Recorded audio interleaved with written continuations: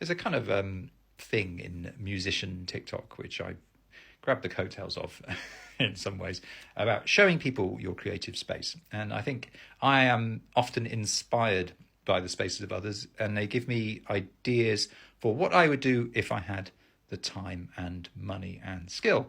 Now, I'm not dissing any of those people. They're great. I don't think they're showing off. I think it's a genuinely useful thing. There's a bit of showing off, but there's a genuinely useful thing of here is how I do it. So I thought I would, in my very amateur way, show you where I record my music. Now, my studio, you can see behind me, I have Logic running there. I have a Mac Studio I run Logic on. That is pretty much the thing that I need because I'm not going to record everything live. Back in the day, I had a 4-track cassette. Anyway, I don't want to jibber on about the old days. So anyway, this is my studio. As you can tell from things like the dog lying on the floor, who will interrupt recording at any moment when she feels like she needs a walk or something. You know, that's the way with animals. But at the moment, she's surprisingly docile. She is alive, I promise.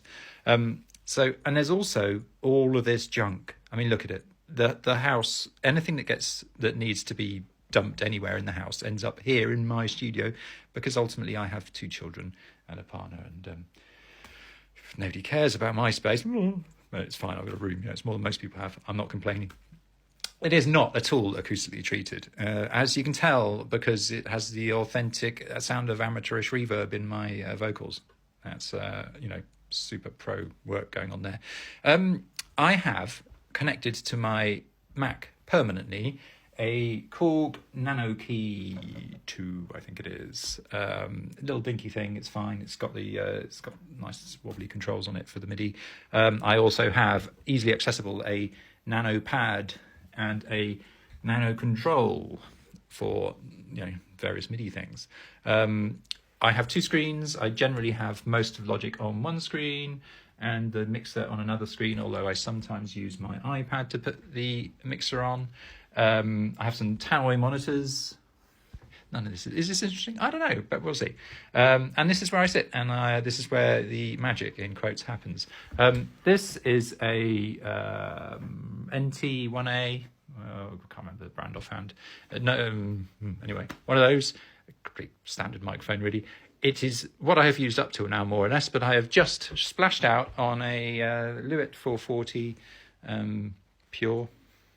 So I'm going to give this a go for my vocals next time. Not used in anger yet. Going to be used today probably, because there is no acoustic treatment at all in this room. Because I say, pleasingly amateur, I have this kind of thing behind it, which I don't know if it makes any difference. My main problem, to be honest, is sibilance rather than reverb.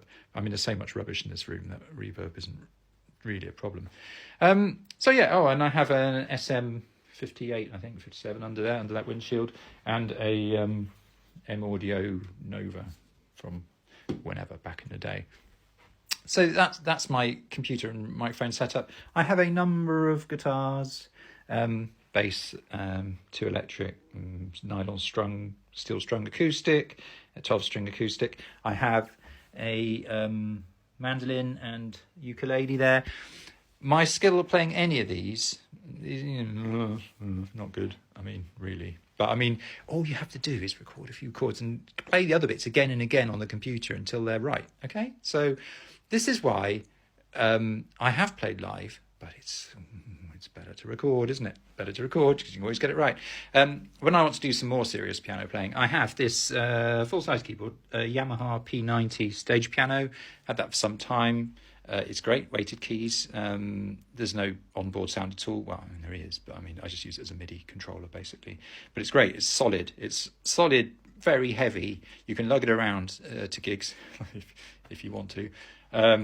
And, it's not going to get damaged. And they're quite old now, and it's fine. What I would always recommend, if you do some MIDI stuff, just some of these larger MIDI controller sliders. I use some sort of Spitfire audio MIDI packs and stuff for orchestral stuff, and just having that for the expression is super handy. You can do it while you're playing if you're a better piano player than I am. I tend to go back over it and add some expression stuff later. I have some other MIDI controllers. There's loads under there. You may be able to see them. A Nova Station, something or other. I don't know, something. No, anyway, and a M Audio MIDI controller. And some for the rare occasions I want to make a noise. I don't tend I've got a bass and I've got a Marshall guitar amp there. I don't tend to mic up amps, again, pleasingly amateur in some ways. I tend to just record the direct injection, as they might say. The amps are from the days when I used to play in front of real people. But 2 small children and a dog and all those other things kind of limit that. So now it's mostly on the computer. So is that interesting? I don't know. But that is my studio tour. I guess what I want to say is don't be ashamed if your space is really not great, like mine, really not great. Everything that they say don't do, I do. There's hard surfaces and stuff like that and no acoustic treatment. You can tell from the recording, but don't let it stop you, okay? Because the main thing is the creative process, I think.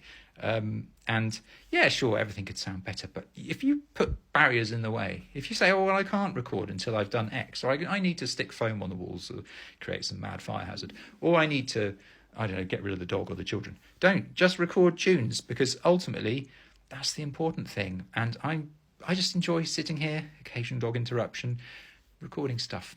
But there you go. I hope that was of some interest to somebody.